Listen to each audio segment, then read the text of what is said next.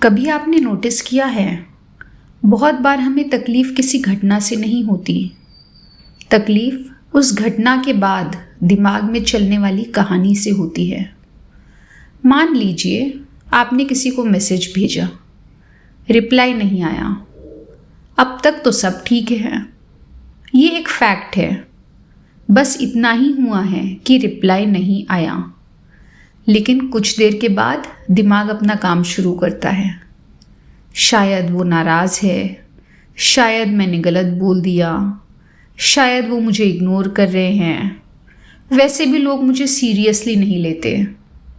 और देखते ही देखते रिप्लाई ना आने की एक छोटी सी घटना एक पूरी फिल्म बन जाती है। और सबसे इंटरेस्टिंग बात, हमें फिल्म बनते हुए नहीं दिखती, हमें सिर्फ फिल्म दिखती है। सोच अक्सर ऐसे ही काम करती है। एक छोटी सी बात, एक इंटरप्रिटेशन, उस इंटरप्रिटेशन पर दूसरी सोच, उस पर तीसरी, और धीरे धीरे हम हकीकत से दूर और कहानी के अंदर चले जाते हैं। मैं आपसे एक सवाल पूछना चाहती हूँ, आपकी कितनी चिंताएं सच निकली है? सच में पिछले 1 साल में कितनी बार दिमाग ने कहा कुछ बहुत गलत होने वाला है, और बाद में कुछ और ही हुआ। हम सबने ये एक्सपीरियंस किया है। लेकिन फिर भी अगली बार दिमाग वही कहानी सुनाता है और हम फिर मान लेते हैं। एक और एग्जाम्पल, डॉक्टर ने कहा रिपोर्ट आने के बाद बात करेंगे, बस इतना ही बोला। लेकिन घर पहुंचते पहुंचते शायद कुछ सीरियस है, शायद बहुत सीरियस है, शायद मेरी ज़िंदगी बदलने वाली है। और रिपोर्ट आती है सब नॉर्मल। कभी कभी दिमाग नेटफ्लिक्स से भी ज़्यादा तेज़ स्क्रिप्ट लिख जाता है। प्रॉब्लम सोच नहीं है, सोच बहुत यूज़फुल होती है। इसी से प्लानिंग होती है, इसी से प्रॉब्लम सॉल्व होती है। लेकिन एक जगह पर सोच प्लानिंग छोड़कर कहानी बनाना शुरू कर देती है और हमें पता भी नहीं चलता। एक और इंटरेस्टिंग बात, हम अक्सर सोच के कंटेंट पर ध्यान देते हैं, सोच क्या कह रही है, लेकिन हम ये नहीं देखते सोच किस मूड में कह रही है।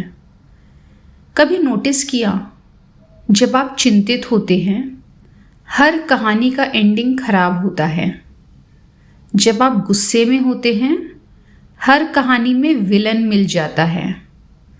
जब आप उदास होते हैं हर कहानी में होपलेसनेस आ जाती है।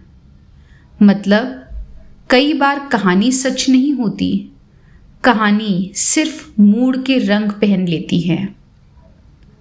और शायद इसीलिए अगला कदम बहुत इम्पोर्टेंट है। जब भी मन में कोई बड़ी कहानी चल रही हो, थोड़ा रुक कर पूछिए, ये फैक्ट है या इंटरप्रिटेशन? ये सच है या मेरी कहानी? बस इतना पूछना, कई बार इतना ही काफ़ी होता है। धीरे धीरे एक नई चीज़ दिखने लगती है। आप देखने लगते हैं सोच एक मशीन है, उसका काम कहानियाँ बनाना है।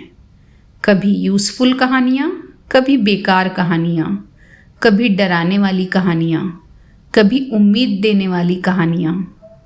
और तब पहली बार आप कहानी के अंदर खो नहीं जाएंगे, आप कहानी को बनते हुए देखने लगते हैं। और शायद वही से फ्रीडम की शुरुआत है। अगली वीडियो में हम देखेंगे हम पूरे दिन किस तरह की सोच सोचते रहते हैं। प्लानिंग, चिंता, जजमेंट, कल्पना या कुछ और। क्योंकि जब तक हम अपनी सोच के पैटर्न्स नहीं देखते, तब तक हम उनसे बाहर नहीं आ सकते।